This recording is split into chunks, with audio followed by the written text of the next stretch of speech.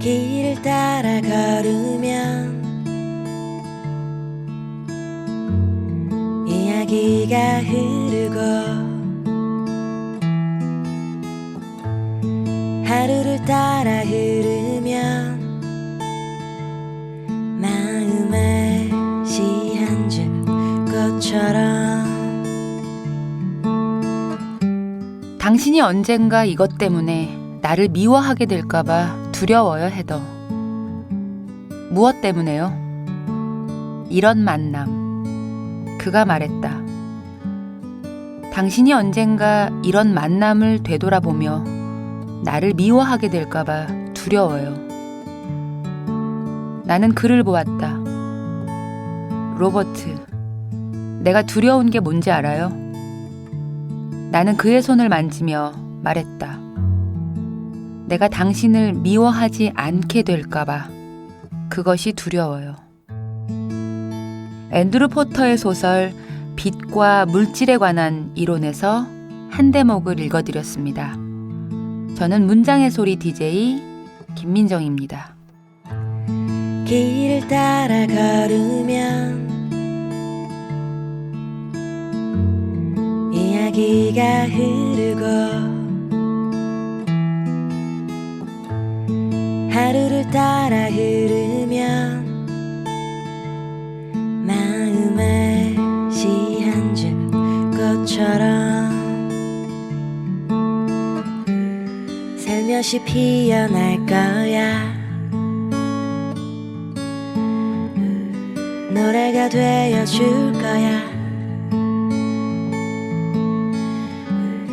당신을 안아주겠지. 그러니 귀 기울여봐.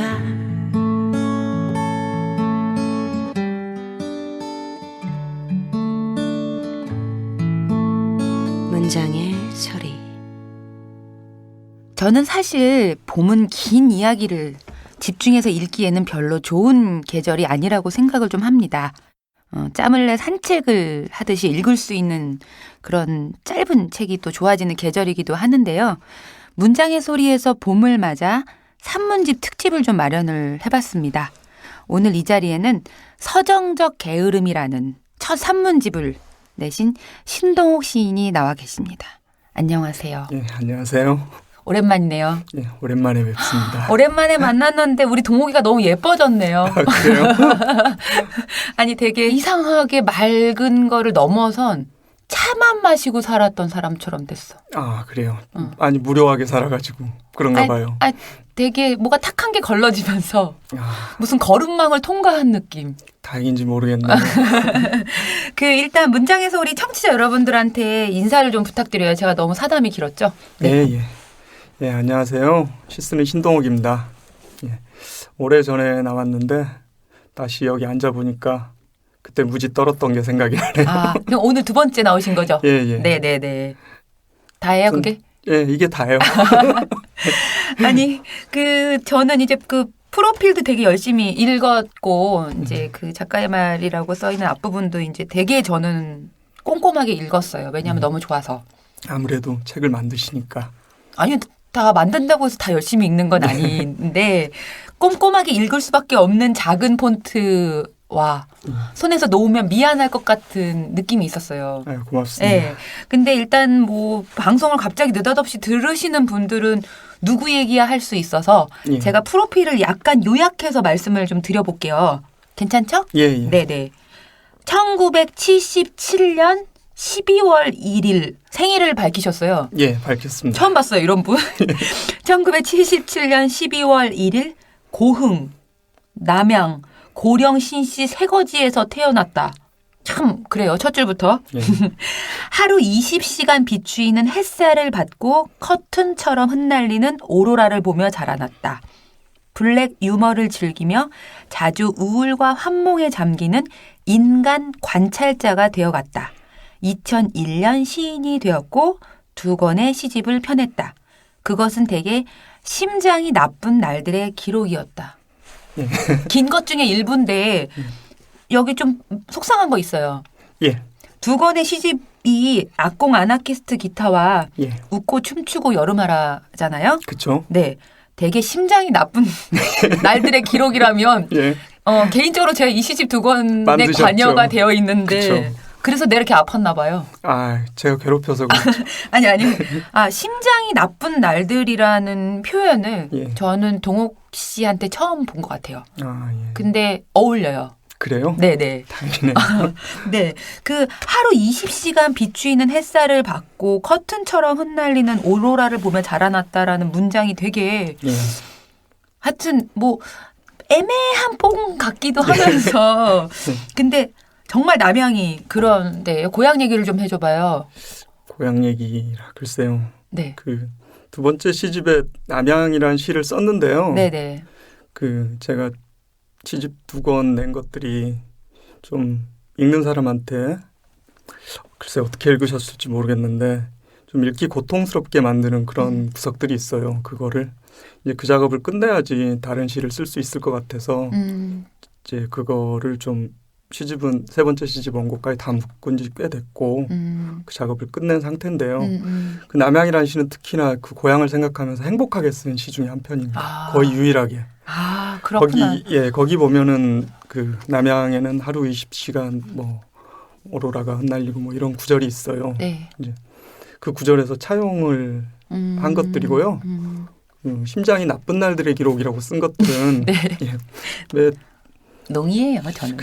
글쎄 제가 그 아직까지 젊기는 한데 젊은 날들이 그 집보다는 거리에서 헤매는 시간이 더 많잖아요. 네, 그렇죠. 뭔가 이렇게 그럴 수밖에 없잖아요. 에너지 때문이기도 하겠고 거리가 사람을 부르는 게 거기에 응답하는 게 젊음일 테니까 그런 거리에 붙들려 가지고 막 홀린 것처럼 돌아다니던 시절 얘기 그러다가 집으로 돌아오면은 이제 지친 심장 네. 숨이 헐떡헐떡하면서 시를 썼던 것 같은 네. 그런 것들을 한 문장으로 쓴 겁니다. 아, 네. 그 저는 이 동욱 씨 특유의 솔직함이 있어요. 근데 사람이 솔직하면 상대를 하여금 되게 연약하게 만들거든요. 아 그래요. 그렇죠. 예, 너무 상대가 내 앞에 있는 상대가 솔직하면 예. 내가 연약해져요. 아, 그냥 나는 그런 생각을 했어요. 그래서 이렇게 약간 애기같이럼 투정을 부리는 문장들도 있고 예. 어쩔 때는 되게 어른스러움이 있고 이렇게 되게 이렇게 너를 뛰는 거예요. 예. 이 산문집 안에서도. 그렇죠. 근데 그거를 내가 그래 하다가 받아 적을 때가 있고 그래 하고 달랠 때도 있고 예. 되게 묘한 산문집이라는 생각이 들었던 게 노래 같기도 하고 시 같기도 하고 때로는 어떤 페이지들은 소설 같기도 하고 이야기가 되게 많이 저는 머릿속에 남았던 것 같아요. 예. 어떻게 이렇게 이야기성이 그 소설을 좀 썼었던 기억이 있어요? 글쎄 제가 원래 소설가가 되려고 했었어요. 진짜? 처음에 습작할 때는 저한테 제일 많이 영향을 준 작가들이 소설가가 몇 명 있는데 그중에 뭐 서정인 소설가랄지 최인석 소설가랄지 뭐 이런 한국 소설가 이 두 분 같은 경우에는 다른 산문에서 몇 번 밝혔는데 네네. 소설 쓰려고 하는 꿈은 버렸는데 네. 이렇게 이를테면 뭐 루이보스 얘기랄지 뭐 중독의 할레고리 이런 것들 얘기하시는 것 같은데 그런 것들. 네네. 그리고 아니 뭐 20살 뭐 팩션 20세 이런 걸 보면 예, 그건 거의 소설이죠. 그렇죠. 아니 그래서 이야기거리들이 그러니까 이야기 서사를 만들 것들을 이렇게 툭툭 던져놓은 거예요. 예. 그러니까 직조를 하기 전에 이런 것들이 이렇게 풀어져 있는 거예요. 예. 그래서 얘가 요걸로 이야기를 꾸릴 수 있는 게 딱 보여서 소설을 꿈꾸지 않았었을까, 좀 써보지도 않았었을까. 약간 30년대 지식인 남자 문인 있잖아요. 약간 그런 느낌이 좀 나서 제가 여쭤봤던 거고 너무 제가 책에 이제 몰두한 얘기를 좀 했는데 요즘은 어떻게 지내요? 너무 근황 얘기가 늦었죠? 아니요. 사는 거는 뭐 밥은 먹고 살만해요? 그건 좀 허덕허덕하면서 결혼도 했잖아. 그러니까. 마음은 여유롭게 마음만 세상에 마음이 여유로워?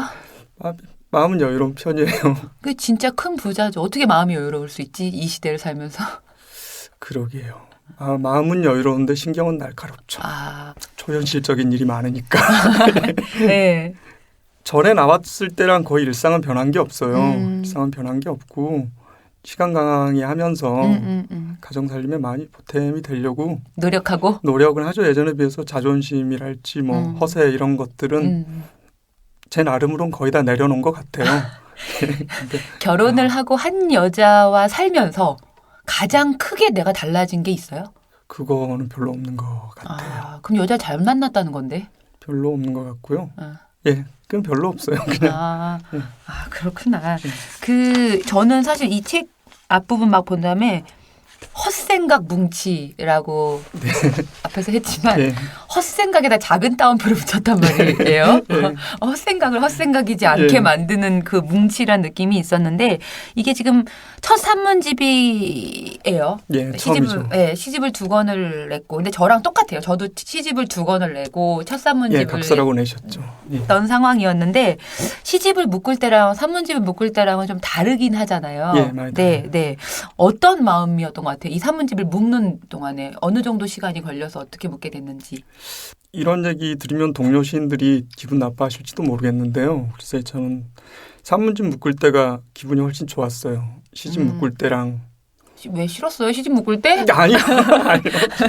네. 그런 없었으면 뭐 시집을 못 냈을 사람 중에 한 명이니까. 그런 거 들으려고 한 건 아니었고. 근데 시집 묶을 때는 갈수록 가능성이 줄어든다는 걸 몸으로 느끼게 되니까요. 그리고 그 삶을 직접 부닥치는 느낌, 앞으로 닥쳐올 시간을 부닥치는 느낌들 때문에 숨이 막히는 것들이 있었어요. 그래서 첫 시집에 썼지만 뭐 기쁜 거는 뭐 아주 찰나고 그런 거였는데 이 산문집은 지나온 시간들이 이렇게 눈앞에 스쳐 지나가면서 시를 쓸 때는 몰랐던 것들, 내가 이만큼 달라졌구나, 이런 생각을 했구나, 이런 것들을 돌아보고 나니까 오히려 내가 쓸 수 있는 것과 없는 것을 구분할 수도 있게 되고 뭐 허튼 욕심 같은 거를 부리면 안 되겠다 이런 생각도 했고 우와. 좀 그런 욕심들을 내려놓을 수가 있었던 것 같아요. 이 산문집 때문에.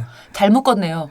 그래요? 결론은 동욱이 잘 묶었네가 되는데 들어보니까. 글쎄 이게 전에 이게 블로그에 썼던 글들이랄지 아니면 제 비밀 공간에 썼던 것들을 한 100개 정도 추려가지고 길고 좀 날카로운 것들 덜어내고 80개를 묶었는데 일전에도 그 블로그 공개 상태일 때는 첫 시집 되기 좀 전에 비슷한 출판 제의가 있었었어요. 그렇구나. 작은 출판사에서 블로그에 쓴 글을 책으로 묶는 게 어떻겠느냐. 그때는 누나도 아시다시피 성격이 좀 많이 날카로울 때라 그 길로 난 동욱이가 세상에서 어려울 때가 있었어요. 제일. 그 길로 블로그를 엎어버리고 그 글들을 다 없애버렸었는데요. 왜 그랬을까? 그 산문집 묶으면서 그래서 2009년 이전의 글들이 거의 없는 거예요. 그러니까. 묶다 보니까 그때 지운 글들이 너무 생각이 나는 거예요. 그래서 2009년에 쓴 산문부터 2014년까지. 그때가 정말 생짜였을 텐데. 그때는 어릴 때니까요. 더 암담했을 때. 아니 본인이 누나도 알다시피 옛날에 그랬잖아요라고 얘기를 막 했지만 저는 아기 때부터 사실 동욱이 아기 때부터 봤다고 생각이 들었는데 저는 되게 하나의 기억에 남는 장면이 있어요. 기억할지 모르겠지만 첫 시집을 내고 그때 우리 회사가 삼성동에 있었을 때였는데 나한테 선물을 줬어. 기억하죠? 그렇죠. 그때 진눈깨비 막 날릴 때. 그 선물을 난 아직도 갖고 있는데 동욱이랑 너무 안 어울리는 선물을 나한테 줬죠. 기억해요? 화장품이었는데 정말 얘가 골라오기는 너무 어려웠을 거라는 것이 짐작이 되는 색조용이어서 내가 그걸 아직도 갖고 있어요. 드린 다음에도 그때는 뭐 넉넉치가 못해가지고 너무 과했어. 너무 과했는데 얘하고 이게 매치가 안 돼서 이걸 쓰는 게 아니라 그냥 그거는 화장품의 이름이 있지만 그냥 쟨 동옥이었어요. 나는 아직도 갖고 있거든요. 근데 그때 얘는 뭘 해야 될지 잘 모르는 젊은이. 그렇죠. 근데 시집은 냈고, 근데 미안함도 있고 고마움도 있고, 이 현실감도 잘 없는데 어떻게 표현할지 모르는 약간 뜨거운 덩어리 같은 거. 그랬나요? 진눈깨비가 날렸지만 그런 덩어리였는데 이 책을 보니까 되게 약간 성숙이라고 말하면 좀 그렇지만 많이 차분해진 느낌이 또 들더라고요. 정리가 또 이렇게 돼서 그런지 모르겠지만 이 원고들 끝에 보면 이렇게 이것이 기록된 날짜들이 시간까지 같이 있잖아요. 예, 예. 심지어 뭐 8시 48분. 예. 이게 제정신이야? 근데 이게 거짓말 하지 못하는 성격도 좀 드러나지만 나는 신기하게 끝부분에 있는 이 시간들을 또 되게 예. 보게 되더라고요. 예. 21시 16분 뭐 이런 거 있잖아요. 예. 그 서로 다른 시기에 쓴 산문들이 이렇게 좀 섞여 있는데 예. 이것들을 조금 이렇게 뭐 묶는 데 있어서 예. 저는 꼭 이 구성으로 했으면 좋겠어요라고 묶인 거예요? 아니면 출판사 이름을 해서 예. 좀 알아서 묶어주세요 하신 편이셨어요? 아니, 제가 구성을 했는데요. 네네. 뭐 시간 순으로 처음엔 배열을 네. 해봤는데 그건 너무 기계적이었고 네. 그 말이 안 되고 또 음. 어떻게 구성을 할까 고민을 많이 했어요. 글쎄 다른 분들 산문들도 많이 읽어보고 일기 같은 경우에요. 제가 좋아하는 누구 좋아하지? 일기 같은 경우에는요. 네, 네. 실비아 플러스 네, 일기랄지 최승자 선생님 번역하신 메이사튼 일기도 그렇고 김구용 선생님 일기 참 동호기스러운 사람들 좋아하나? 그런데 그런 일기들을 읽어보니까 네.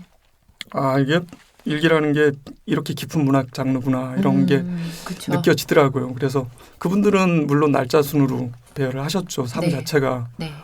어마어마하게 큰 문학이니까. 음. 근데 저는 그렇게 할 수는 없고 해서 어떻게 배열할까 하다가 강량약, 중강량약 자세히 읽어보시면 강량약, 중강량약으로 배열을 했어요. 자세히 읽으면 안 돼요. 이거는 거리감을 갖고 리듬을 느끼려면 적당히 넣고 보면 리듬이 느껴질 것 같아. 얘기를 듣고 보니까. 워낙에 노래를 좋아하잖아요.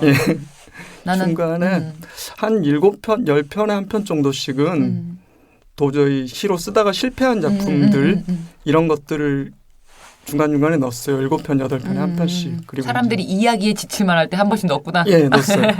네. 그리고 이제 제가 사진은 못 찍는데 네. 이거를 블로그에 올렸던 핸드폰으로 찍은 사진 중에서 배지로 깔아가지고 그 작품들은 그렇게 하려고 했는데 네. 워낙에 또 엉터리들이어가지고 네. 사진들은 다 생략하고 4편 정도만. 저는 약간 소설 쓰는 분들이 예. 이 책을 보면 예.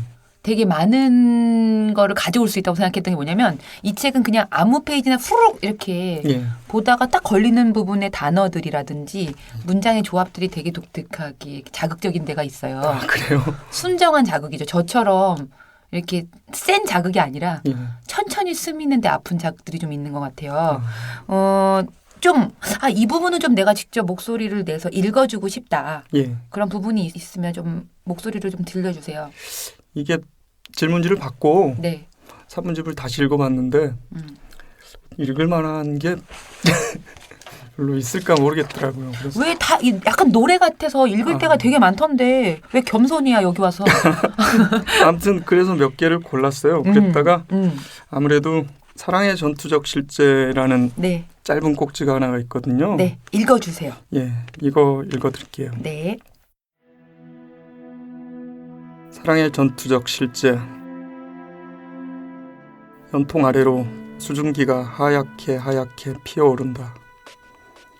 손을 내밀자 손바닥에 달라붙었다가 솜털을 적셔 가라앉히다가 턱에 볼에 폴폴 스민다. 그 아래 안경을 쓴 채로 눈을 감고 한참을 서 있다. 무언가 대기 속으로 낮의 빛을 덮여 수증기로 토해놓는다. 누군가에게 이 노래의 노랫말을 들려주고 싶다. 반복되는 삶을 둘러싼 연민들이 보일 끓어오른다. 연민과 동정으로 배가 된 흥분을 넘나들며 모두 고하다. 삶은 거저 주어졌단다. 이봐, 삶을 아끼지 마. 내 의식과는 닮지 않은 감각의 움직임을 따라가 보아. 눈을 감으면 어둠을 볼 수 없어. 우린 마치 어둠 속에서 연인과 대화를 나누다가 정부에게 들켜버린 손님처럼 손을 맞잡고 서로를 바라본다. 오직 언어만이 감정을 사유로 바꿀 수 있다는 것을 알지만 우리는 말을 아낀다. 오직 언어만이 말을 사유로 고착할 수 있다는 것을 알지만 우리는 편지를 아낀다. 흘러가는 인간만이 사유한다는 것을 알지만 우뚝 멈추어 서서 마주 바라본다. 사유하는 인간은 대화하는데 당신은 말이 없다. 이봐, 삶을 아끼지 마. 눈을 감으면 어둠을 볼 수 없어. 2013년 11월 26일 4시 1분. 산문을 읽어달라고 그랬는데 시를 듣는 기분이 드네요. 그래요? 아니, 내가 들으면서 내 집중력이 좀 없어가지고 이렇게 휘리릭 하고 탁 펼쳤는데 어떤 부분이 나왔냐면 예. 당신은 성마른 호랑이고 채식을 즐긴다. 하필.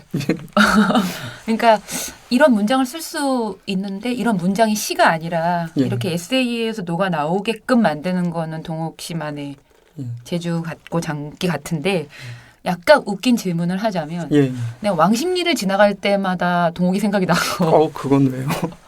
약간 왕십리 느낌이 있어요. 그게 학교랑 상관이 예. 있어서라기보단 예. 그냥 약간 그 동네 생각하면 동욱이 생각이 나고 예. 헌책을 생각하면 또 동욱이 생각이 나는 예. 그 사람이 가지고 있는 존재감이 예. 약간 그런 생각이 드는데 요새 혹시 무슨 책 읽어요, 동욱 씨는? 요새요? 왜냐하면 혼자 약간 동시대적이지 않은 예. 불쑥불쑥 특이한 것들을 좀 볼 때가 있잖아요. 예.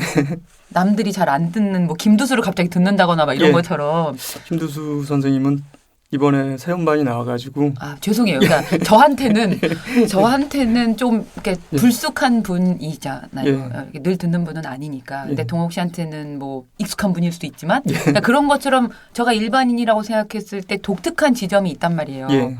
취향이라고 해야 되나? 취가 있어, 취. 응, 그래서 요새 무슨 책, 왜냐면 여기도 보면 지금 되게 인용된 책들이 예. 되게 많고, 대학 가는 얘기도 보면 현기런과 이청준 예. 가니까 안 계신 두 분 막 얘기 나오고 예. 막 그러는데 예. 요새 무슨 책 봐요? 요새요? 요새는 하도 잡문들이랄지 산문을 너무 많이 쓰다 보니까 그 산문집에 묶었을 때 같이 항상 3-4권씩 안 끊기고 자유롭게 읽고 이러지를 못하고 있어요. 못하고 있어서 읽은 책을 다시 읽는 수밖에 없더라고요. 그래서 거기 써놓은 책들 다시 읽고 있어요. 아니 제가 블로그 얘기를 아까 하셔서 그렇지만 막 저도 이제 가서 막 보고 그랬잖아요. 예. 그러면 저는 참 못 읽고 사는 인간인데 얘는 맨날 읽고 사는 인간인 거야. 그래서 얘는 독서량이 정말 어마어마한데 되게 독특하고 자기만 아는 책들을 좀 많이 알고 있구나. 예. 그거에 대한 뭐 이렇게 좀 알고 싶음, 뭐 예. 또 내가 그 상대적으로 모름에 대한 부끄러움, 뭐 이런 것들이 좀 있고 비 오는 날 하고 왕십리하고 헌책을 생각하면 동욱이가 생각나는. 그런가요? 저한테는 좀 그랬는데 주로 작업을 예. 어디서 해요? 아무래도 시가 되겠죠. 그 작업은 따로 정해놓고 하지는 않아요. 네네네. 왜 멍석 깔아놓으면 시라는 게 더 잘 안 되는 그쵸. 게 있더라고요. 그래서 네. 학교 나가는 날은 학부생들 틈에 끼어서 PC실에서 쓰기도 하고 그리고 뭐 길 가다 생각나면 카페에서 쓰기도 하고 주로 근데 이제 집중력 있게 쓰려고 하니까 밤에 11시에서 새벽 3시 이 정도 사이에 이제 책 있는 내 방 작업실에서 쓰는 편이에요. 집중을 하지 않으면 시는 안 되더라고요. 좋겠어요. 집중도 하고. 근데, 그 시집 2권 냈고 예. 이제 산문집을 냈고 2001년에 시인이 됐으니까 벌써 올해로 몇 년이야? 14년 정도 됐네요. 예. 올해 뭐 사실 뭐 문인들한테 글을 쓰는 사람들한테 계획이 뭐냐고 물어보는 건 되게 상투적일 수 있지만 예. 저 같은 경우는 시를 쓰는 게 계획이거든요. 예. 근데 동욱 씨는 어떤 뭐 목표랄까 글쟁이로서 예. 뭐 준비하고 있는 게 있다면? 글쎄요. 이 산문집을 묶으면서 이제 40이 되기 전에 이 시집을 3권은 내고 싶어요. 근데 그게 마음처럼 될지 모르겠어요. 시집 내년까지 내야 40이잖아. 그렇죠. 아직 아마 꽤 많이 남았네요. 그나마 좀 다행이긴 하고요. 네. 또 이 산문집은 이렇게 일기가 산문집이 될지는 몰랐어요. 솔직히 네. 좋은 선배님들 만나서 책을 낼 수 있었고 많은 사람 도움으로. 근데 진짜 내고 싶은 책은 그동안 커버 스토리 비슷하게 썼던 그 작가들이 있어요. 시인들이 청탁 받아서 쓴 것도 있고 준비하는 것도 있고 한데 그 사람들을 한 10명 정도 10명을 쓰게 되면은 그분들에게 바치는 헌사 비슷하게 해서 좀 이제 비평집도 아니고 커버 스토리도 아니고 뭐 뭐야? 문장 읽기도 아니고 뭐 이렇게 이제 그분들에게 바치는 헌사죠. 제가 문청 시절에 읽었던 10분의 작가들한테 시인들에게 바치는 그거를 그 책을 올해나 내년 정도까지 마무리 쳐서 그 원고를 털어내고 싶어요. 그러면 이제 습작 시절이 끝나고 이제 진짜 시인이 되는 느낌이 들겠죠. 그분들을 떠나보내면. 예. 진짜 동옥 씨가 쓰고 싶은 글은 예. 뭔 것 같아요? 어떤 글인 것 같아요? 뭐 예를 들면 시, 에세이 이런 게 아니라 예. 진짜 나는 어떤 글을 쓰고 싶다라는 생각을 혹시 해봤는지. 예. 글쎄요. 이 책에 보면은 시가 안 될 때 쓴 산문들은 대부분 그 편집하신 김종훈 선배님도 그렇지만 시론으로 읽어주셨더라고요. 그러니까 시가 잘 막힐 때 쓴 글들이죠. 이 책에 나와 있는 시에 관한 좀 다소 관념적이고 네. 생각을 정리하지 못했기 때문에 길어질 수밖에 없는 시의 글들. 아포리즘을 쓰는 걸 싫어하는데 네. 아포리즘으로 표현할 수밖에 없는 글들이 나왔는데 거기 보면 시와 시인이 분리될 수밖에 없고 시와 시인이 한 몸이 아닌 공속불능을 확인해야지만 시인이 되고 시를 쓸 수 있다는 사실이 네. 되게 좀 어떻게 보면은 한계, 삶의 한계 같기도 하고 그러더라고요. 그리고 이제 지금은 젊었을 때랑 다른 방식의 삶을 살고 있으니까 지금 내가 느끼는 거, 생각하는 거 이걸 좀 잘 담아가지고 그 책을 읽으면서 읽는 분들이 그 자기가 하고 싶었던 말을 내가 대신 해주고 있구나. 네. 이런 마음이 드는 글을 한번 써보고 싶어요. 연륜이 더해진다면. 그러니까 지금까지는 내 얘기를 들어봐. 자, 나는 이런 생각을 하고 이런 느낌을 느꼈어. 이런 글을 써봤다면은 앞으로는 상대방이 자, 네 얘기를 나한테 들려줘. 내가 대신 얘기해 줄게. 좀 이런 글을 이런 마음이 드는 글을 좀 써보고 싶어요. 제가 그 질문을 왜 드렸냐면 예. 어쨌든 한국에서는 책이라는 것이 장르로 나누어져 있는 것이 많아요. 그렇잖아요? 예. 예. 예를 들면 서점에 우리가 책이 나와서 보낼 때도 이걸 어디다 분류해야 되는 게 기본이거든요. 예, 그렇죠. 근데 지금까지 제 느낌에 뭐 시집 읽고 동옥 씨 산문집을 읽었다로 생각을 해보면 어떤 정해진 글쓰기로부터 약간 불편해하고 예. 뭔가 새로운 것들이 꿈틀거리는 느낌이 사실 있어서 예. 그게 무엇인지는 잘 모르겠지만 뭔가 동옥 씨는 만들 수 있을 것 같다라는 기대도 있어요. 아, 그래요? 과분한 기대입니다. 선배. 과분한 거예요. 과분한 건데. 많이 과분한. 아니, 왜냐하면 보통은 이제 거기에 맞춰서 글을 쓰기가 급급한 실상이기도 하잖아요. 예. 근데 애기였을 때, 동옥 씨 애기였을 때 싫은 게 많았을 때가 있잖아. 예. 예. 그때를 생각해 보면 이게 불편했던 옷이고 나한테 맞는 옷이라는 것이 있었는데 예. 세상이 그 옷을 나한테 만들어주진 않아서 그렇죠. 동욱이가 직접 디자인해서 만들어서 입고 예. 나타나야 되는 시기가 됐는데 이제 좀 나이도 들고 뭔가 그게 해보니까 실제적으로 실용적이기도 한 것 같은 느낌이 드는 거예요. 이걸 읽고 났더니 예. 나는 그런 생각이 좀 들어서 그런 거에 대한 기대도 조금 더 생기는 것 같아요. 예. 제가 아까 개화기 지식인 뭐 이런 얘기를 했지만 약간 애기이기도 하고 늙은이이기도 하고 산 사람이기도 하고 죽은 사람인 같기도 하고 예. 여러 가지 이제 그런 그림자를 안에 갖고 있다는 생각이 좀 들어서 예. 제가 마지막으로 질문 하나만 더 드릴게요. 예. 에세이란 뭐 같아요? 막상 한 권의 책을 내보니까 에세이요? 어렵죠? 예, 많이 어렵네. 제가 고민하고 있는 지점이거든요. 예. 에세이 같은 경우에는 글쎄요, 시를 짧다면 짧은 시간 동안 시를 써오면서 그동안에는 시만큼 자유로운 장르가 없다고 생각했거든요. 네. 근데 시만큼 부자유스럽고 또 감옥 같고 족쇄 같고 이런 장르도 없는 것 같아요. 네네. 이제 세계가 하는 말을 다 들을 수도 없고 네. 내가 하는 말을 다 들을 수도 없으니까. 근데 에세이는 내가 이걸 알고 있구나.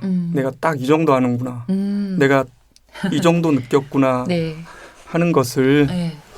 자기가 생각하고 느끼는 바에 대해서 잘 안다면은 정말 자유롭게 쓸 수 있는 것 같아요. 와. 만약에 그렇다면요. 안다면. 야, 그 맞는 말 같아요. 그래요? 아니 왜냐면 저도 시집 2권을 내보니까 시가 진짜 자유로운 게 아닌 거더라고요. 네, 어려운 생각을 우리가 또 동년배잖아요. 그쵸. 네, 그런 생각이 좀 들었는데 마지막으로 이 방송을 듣고 있는 아마 동욱 씨의 지인이 될 수도 있고 동욱 씨의 팬일 수도 있는 청취자 여러분들한테 예. 상투적이지만 해야 돼요. 예. 인사 한마디만 해주세요. 인사요? 네. 인사를 그러면 정말 인사하고 가면 안 돼. 예. 인사를 네. 책에서 해줄래요? 책에서 네. 표지에 보면은 네. 저자 소개가 있는데 네, 네. 마지막 문장을 읽어드리는 걸로 대신 하는 게 좋을 것 같아요. 네. 네. 여러분의 문장이 아무런 옳고 그름도 정의하지 않고 아무런 의문도 의무도 제시하지 않으며 아무런 희생도 환희도 요구하지 않는다면 여러분들은 감히 누구도 사랑할 수 없을 것입니다. 예, 이렇게 읽어드리면 될 것 같네요. 네. 오늘 나와주셔서 너무 감사하고 불러주셔서 감사합니다. 네. 서정적 게으름이라는 이 산문집이 정말 보다 많은 분들한테 예. 오랫동안 한 손에 쥐어지는 책으로 남았으면 좋겠어요. 아, 고맙습니다. 네. 오늘 나와주셔서 감사합니다. 예. 안녕히 돌아가세요. 예.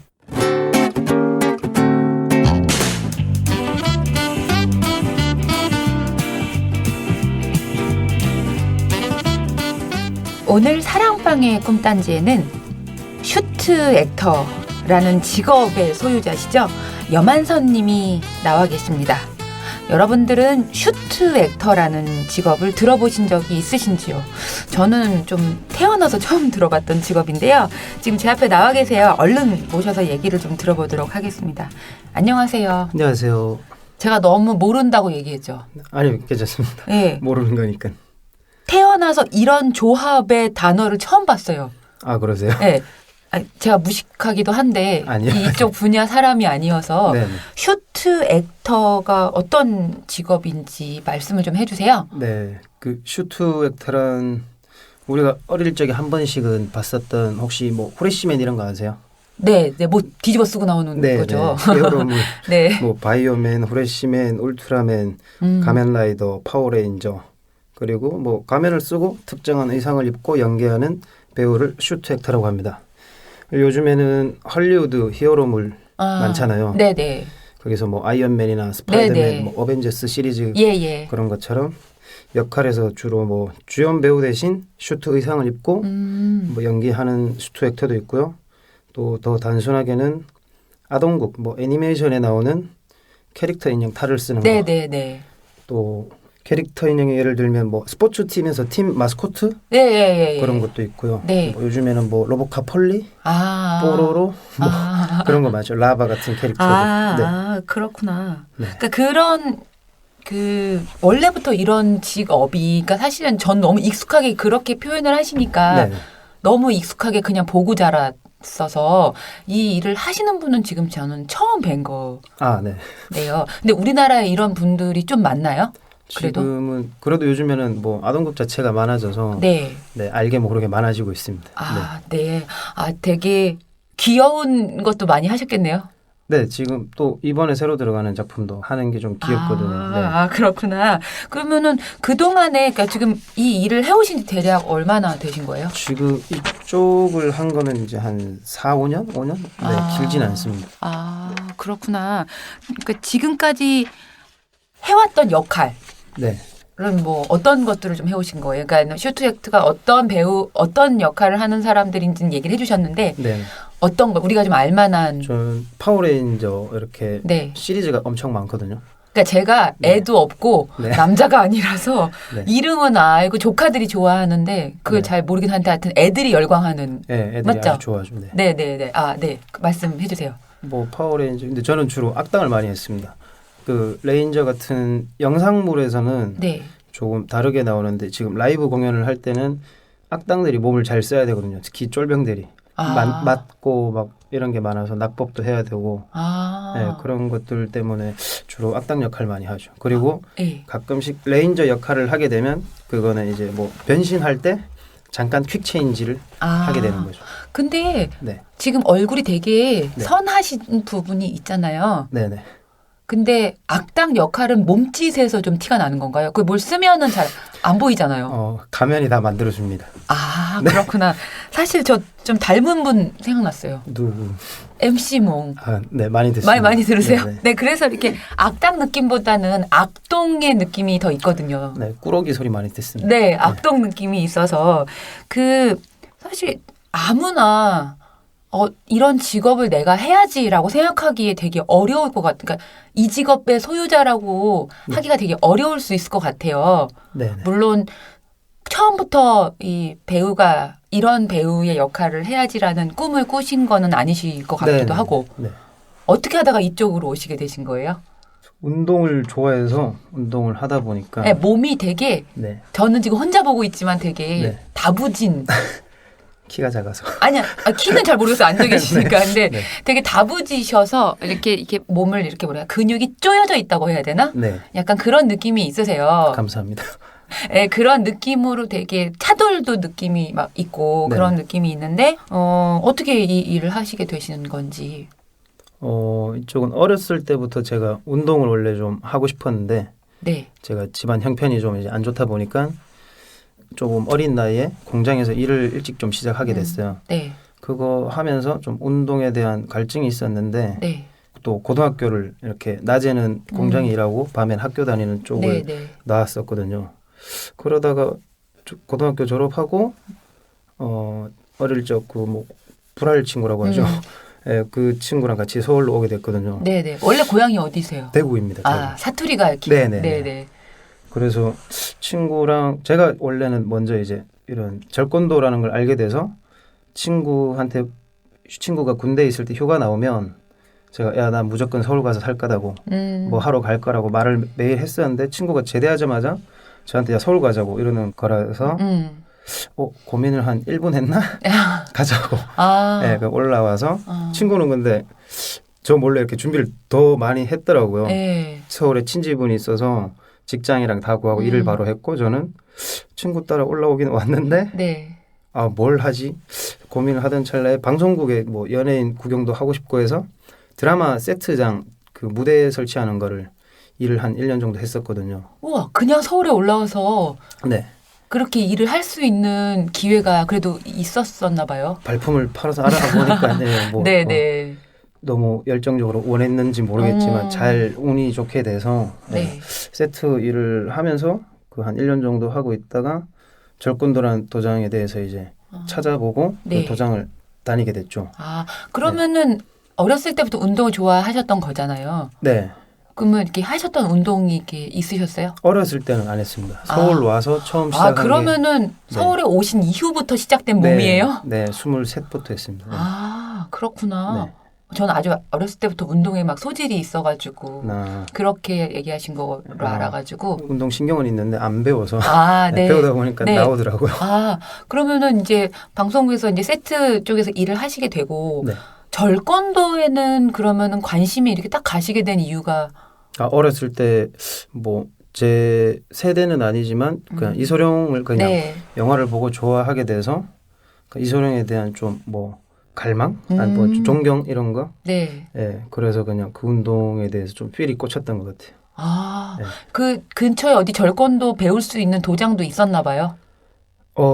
지금은 요즘에는 뭐 절권도 도장이 한 4-5군데가 생겼는데 네. 예전에는 서울에 하나밖에 없었어요. 제가 다닐 때는. 네네. 예, 그래서 그때 그것 때문에 거의 서울로 온 거나 다름없죠. 그러니까 그거에 대한 관심은 대구에 계실 때부터 네네, 있으셨고, 있었고요. 처음에 그 절권도 배우러 가시잖아요. 네네. 이렇게 뭐 누군가 하고 있는 것도 봤을 거고, 네. 가르치는 사람도 보았을 거고, 저건 내가 좀 할 수 있겠다라는 감이 재밌겠다 이런 게 바로 오셨어요. 그게 이렇게 봤을 때는 할 수 있을 것 같은데요. 네네. 근데 이제 절권도에서 수기술이 많아요. 손 기술 같은 거.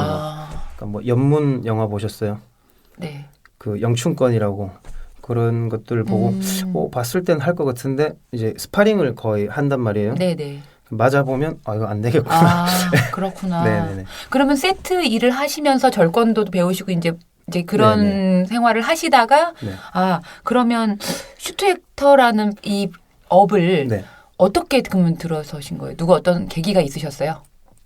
계기는 이제 절권도 도장에서 또 같이 운동하는 지인 소개로 아크로바틱이라는 걸 알게 됐거든요. 아, 예, 그 아크로바틱이 뭐냐고 물어보니까 무슨 덤블링하고 이런 거다. 그럼 그 체육관에 가볼 수 있느냐 해서 봤는데 어렸을 때 제가 막 성룡도 좋아하고 이영걸이랑 무협 영화에서 막 날아다니고 공중 기술 하는 거 볼 때마다 이런 걸 가르쳐 주는 곳이 있구나. 그렇구나. 처음 알게 됐죠. 네. 저는 아크로바틱으로 이렇게 공연하는, 그러니까 예를 들면 꾸이담 같은 네네. 이제 그 서커스단들이 기본 하는 거가 그거라서 전 보러 다닌 적은 있었는데 네. 그게 아기 때부터가 아니고 뼈가 다 굳은 상태인데도 네. 거기를 지발로 찾아간 거 보면 네네. 몸이 좀 타고난 몸이기도 했나 봐요. 운이 좋았던 것 같아요. 네. 그리고 요즘에는 네. 장비도 좋고 시스템이 좋아서 네. 예, 지금 배우실 수 있으세요. 아니, 전 할머니죠. 네, 도전만 네. 하시면 네. 그래서 이제 아크로바틱을 배우시다 보니 네. 그걸 배우고 그 학원 선생님께서 이제 그 국립극장 페스티벌 하는 그쪽에 그 적벽대전 아시죠? 네. 그 적벽이라는 작품에 군사 역할이 많이 필요했었어요. 네. 이제 뭐 여러 사람이. 네. 그 조조가 이렇게 막 파티하고 이럴 때 이제 덤블링이 필요해서 그렇게 뭐 많이 필요하다 보니까 학원의 수강생들한테 이렇게 너 해볼래 해서 저도 그게 들어가게 된 거죠. 네, 그렇구나. 제가 그 역할, 배우를 한다고 생각하면 그 옷 입고 막 탈쓰고 어떻게 처음에 누군가 어떻게 가르쳐 주는 사람이 이렇게 그거를 또 이렇게 안무라고 뭐 어떻게 연기 지도라고 해야 되는 연기 지도라고 거죠. 봐야죠. 네. 그러니까 그 업을 해오신 앞세대들도 있으신 거죠. 네, 다 있죠. 네, 있긴. 그러니까 우리나라에도 어쨌든 간에 이렇게 전문화가 되어 있는. 아직은 한국에서는 전문화가 되어 있지는 않습니다. 그렇죠. 네. 그 일본이 아주 잘 되어 있죠.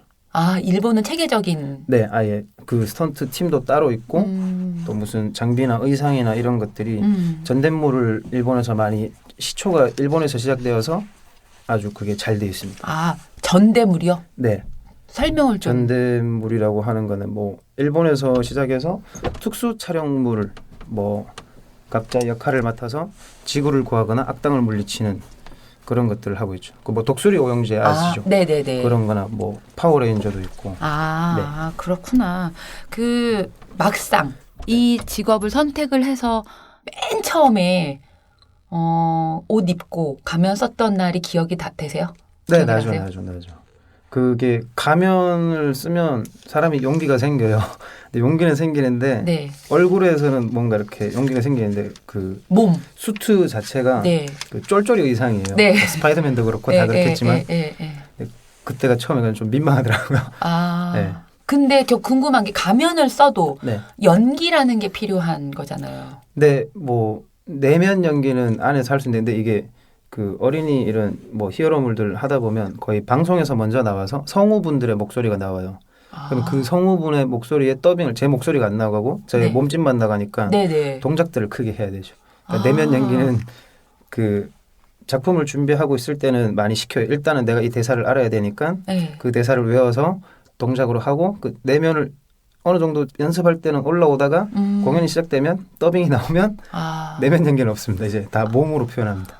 근데 막상 이렇게 해보시니까 이 일이 나한테 천직이다라는 생각이 들 때도 있고 또 이게 좀 그런 사실 저 같으면 내면 연기에 대한 갈망도 생길 것 같아요. 왜냐하면 몸을 쓰는 거기도 하고 어떤 상황에 몰입을 해야 되는 거니까 그래서 이 일이 이래서 나한테 잘 맞긴 하지만 이런 것도 조금 해보고 싶다라는 다른 또 생각을 또 해보게 되시기도 하는지. 네, 많이 듭니다. 가면 속에 있을 때 이렇게 가면 안에서도 희열이라는 건 똑같이 느끼거든요. 마음이 있으니까. 근데 항상 그 생각은 지금도 하고 있고 또 이제 뭐 꿈도 꾸고.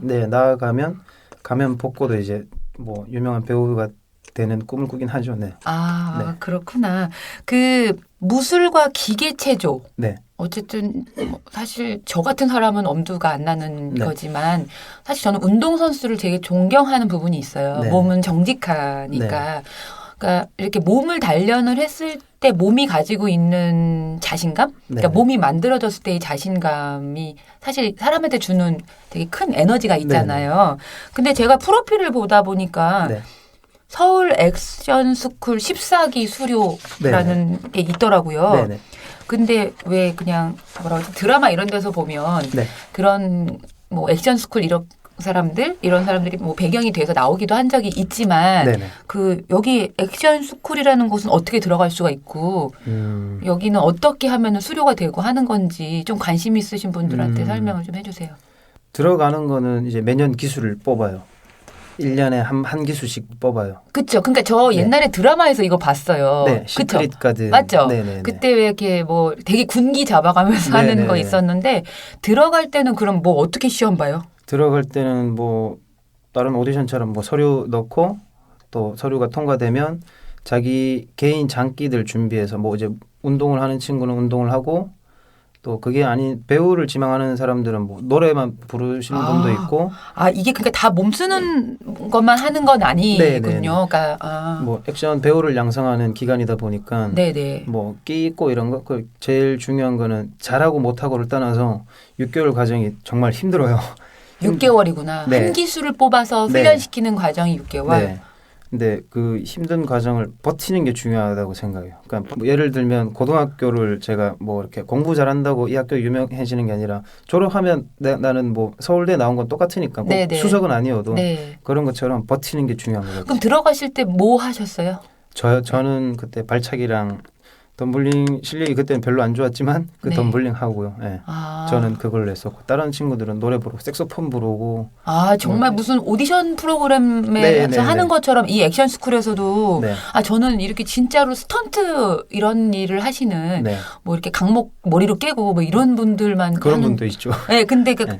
그런데 생각보다는 되게 다양한 자기의 장기를 보여줄 수 있는. 네, 그러니까 뭐 그쪽 심사위원 뭐 감독님들께서 뭐 준비해온 거 있으면 해보라고 하시면 그걸 많이 보시는 것 같아요. 아, 이 사람이 시켰을 때 할 의지가 있느냐 없느냐. 아, 의지. 네, 그걸로 아무래도 그 뽑히고 안 뽑히고가 결정되는 것 같아요. 그럼 이 학교 어쨌든 이 스쿨을 졸업을 말하자면 수료를 하고 나면 네. 얘를 이런 데다 써야겠다라고 이렇게 연락이 이렇게 올 거 아니에요.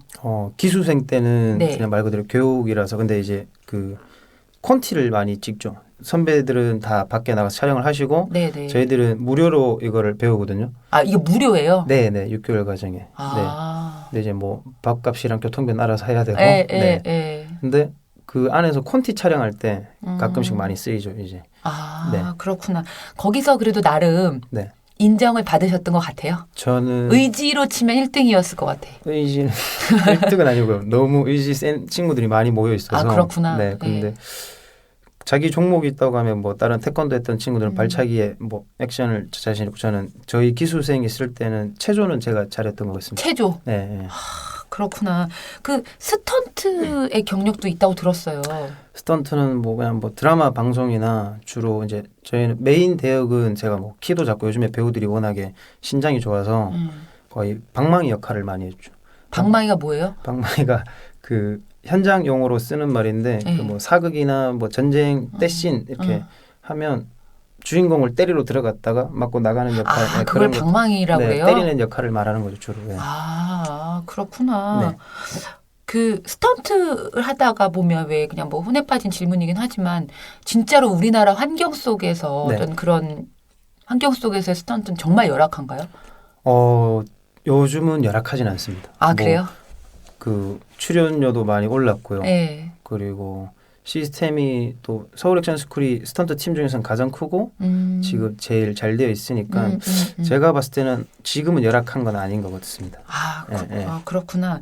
그러면 의지만 있으면 네. 그리고 뭐 굳이 뭐 몸을 쓰는 일이 아니더라고 하더라도 네. 이 액션이라는 말로 자기를 표현할 수 있는 사람들은 네. 도전해 볼 만한 네, 네, 네. 곳이겠네요. 네. 아, 그렇구나. 그러면은 뭐 스턴트도 하셨고 뭐 이런 일들도 여러 가지 많은 일들을 하셨는데 아 근데 나는 그 중에서 나한테 경험했던 것 중에서 이건 정말 재미있었어 할 만한 일을 왜냐하면 되게 다양한 업을 그 업 중에서도 되게 다양한 일을 할 수 있었던 기회잖아요. 네, 이건 정말 재미있었다. 모든 현장이나 그 작품 뭐 공연들은 다 즐겁고 재미있는데 근데 되게 긍정적이죠. 그렇게 생각하려고 노력을 많이 하죠. 네. 그리고 지금 이렇게 이 일을 하고 살게 된 삶이 네. 행복하죠. 네, 행복하니까 하고 있죠. 네. 예, 아니 그게 얼굴에 있어요. 아, 감사합니다. 그래서 안 좋은 것들도 좋은 방향으로 네, 이렇게 그런 쪽으로 기왕이면 네, 하려고 좋게, 하는 네. 게 얼굴에 있어서 네. 근데 뭐 지금 뭐 슈트 액터든 배우분들이든 배우분들한테 다른 배우 선배분들이 하는 말이 배우는 뭐 내가 어떤 역할을 받았을 때 제 상상력으로 표현이 안 될 때가 있어요. 네네. 그러면 원래 배우가 그런 직업이라고 그럼 뭐 안 되는 걸 가능하게 하는 게 배우라고 그거를 관객한테 줘야 되니까 그런 이야기를 듣다 보니까 저도 이제 긍정적으로 안 된다라기보다는 할 수 있게끔 하려고 노력을 하는 편이죠. 네. 그렇구나. 그러니까 다 이거는 이거대로 의미가 있고 저건 저거대로 의미가 네. 있었을 텐데 네. 진짜 재미있었던 한순간만 얘기를 해주세요. 어떤 순간이라기보다는 네. 작품을 통해서 사람을 만났을 때가 제일 좋은 것 같아요. 그 중에 중국 분을 만났거든요. 네. 중국 그 원래는 경국 배우이신데 한국의 점프라는 작품 아세요? 넘버벌. 그렇게 아크로바틱하고 뭐 가족들 벨란 사람들 이렇게 나와서 지금도 공연하고 있고 네. 네. 그 분을 만났을 때가 아무래도 제가 제일 기억에 남는 것 같아요. 그분이 저 처음 작품에 하게 됐던 아까 말씀드렸던 적벽이라는 걸 했을 네, 때 네. 무술 조감독님으로 오셨거든요. 네. 그래서 기술을 경극에서 쓰는 기술들이 엄청 많은데 이거 할 수 있는 사람, 할 수 있는 사람 다른 배우들이 저걸 어떻게 해? 할 네. 때 제가 가르쳐만 주면 다 하겠다고. 근데 그 뭐 깡이라고 해야 되나? 네. 그거를 좋게 보셨는지 지금도 저를 이렇게 많이 불러주시고 작품이나 많이 소개시켜주고 그런 게 좋은 것 같아요. 그분이랑 지금은 형 동생 사이로 지내고 있고요. 아, 네. 그렇구나. 사실은 제가 이런 직업을 가진 분들도 되게 처음 봤는데다가 네. 저는 가면 뒤에 있는 그런 네. 분들을 너무 좀 궁금해했던 터라 네네. 제 개인적인 호기심이 사실 오늘 방송에서 너무 이렇게 드러났던 것 같아요. 네네. 그래서 두서없는 질문에도 이렇게 많은 답을 해주셨는데 시간이 아무래도 좀 모질라요. 네네. 그래서 다음 주에 더 이런 얘기를 좀 나눠봤으면 좋겠어요. 아, 네, 알겠습니다. 다음 주에 한 주 네. 더 나와주셨으면 좋겠어요. 네. 오늘 고생 많으셨어요. 네, 감사합니다. 네.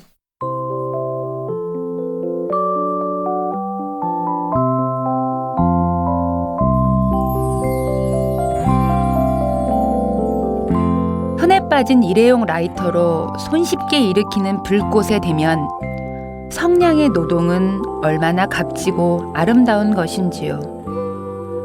라이터야 한 손으로도 손쉽게 켜댈 수 있지만 성냥은 그어대기 위해선 두 손이 만나야 합니다.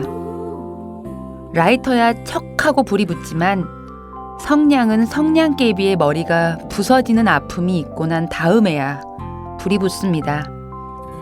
그 처절한 노동의 대가로 황홀한 불꽃이 일어납니다. 성냥갑 속에 들어있는 성냥개비의 숫자만큼 불꽃이 일어납니다. 성냥은 참으로 정직한 일꾼입니다. DJ 가방에서 꺼내드린 한 권의 책. 오늘 제 가방 속에 들어있던 책은 윤준호의 산문집 고물과 보물의 한 부분이었습니다. 저는 문장의 소리 DJ 김민정이었습니다. 다음 주에 올게요. 저 갈게요.